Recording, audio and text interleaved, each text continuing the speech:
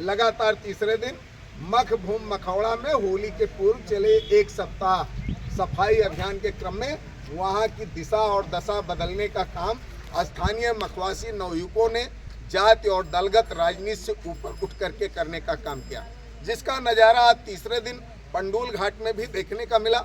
2 दिन सफाई अभियान झुंगीनाथ में चला। आज भी कुछ देर वहां पर सफाई अभियान के बाद हम लोग पंडूल घाट में आ गए हैं। चूँकि यहाँ पर मेला लगता है, उस मेले को देखते हुए भी यहाँ सफाई नितांत आवश्यक है। यहाँ पर घाट भी पर्याप्त है। यहाँ पर स्नान करने के लिए, पूजा करने के लिए लोग आते हैं। वहाँ देखेंगे वही प्राचीन शिव मंदिर है जहाँ पर महाभारत काल में पांडव लोग रुके थे और पूजन करने का काम किए थे।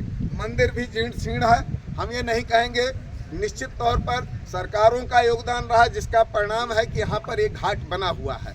लेकिन सरकार पैसा देती है नदियों को सफाने के लिए। मान लीजिए कुछ लोग कहते हैं कि बजट नहीं आया, सरकार ने पैसा नहीं दिया, तो सरकार से मांगना पड़ेगा।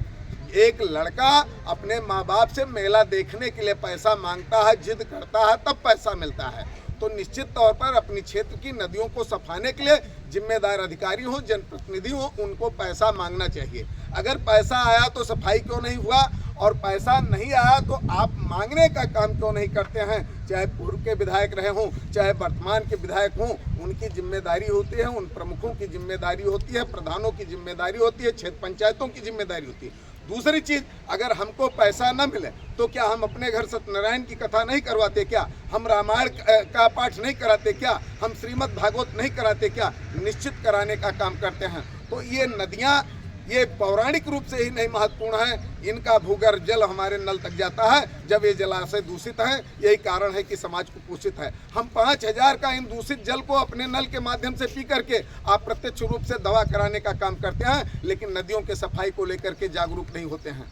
धन्य है इस क्षेत्र के निवासी जिन्होंने हमारे 3 दिन के अभियान के क्रम में इतनी बड़ी संख्या में यहाँ उपस्थित होकर के मनोरमा के सफाई के लिए संकल्प लेने का काम किया है। और इन्होंने संकल्प लिया है, मनोरमा की सफाई कौन करेगा? हम करेंगे, हम करेंगे। मनोरमा की सफाई कौन करेगा? हम करेंगे, हम करेंगे। कैसे करेंगे?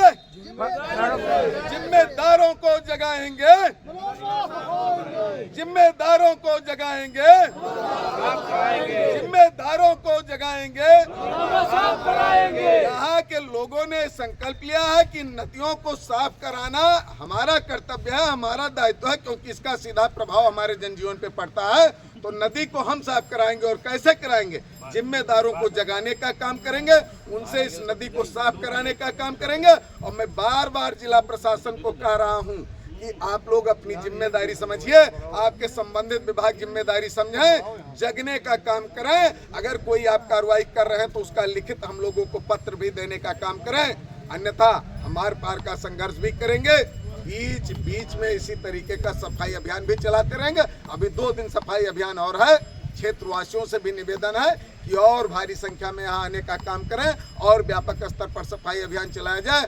और जिम्मेदार अधिकारियों से भी कहना चाहेंगे कि अब लो नसानी अब न नसई हो, अब से भी जाइए श्रीमान, तो आपका स्वागत है। अन्यथा चंद्रमणि पांडे तो संघर्ष के लिए जाने ही जाते हैं। मैं चंद्रमणि पांडे 307 विधानसभा रही। भारत माता की जय।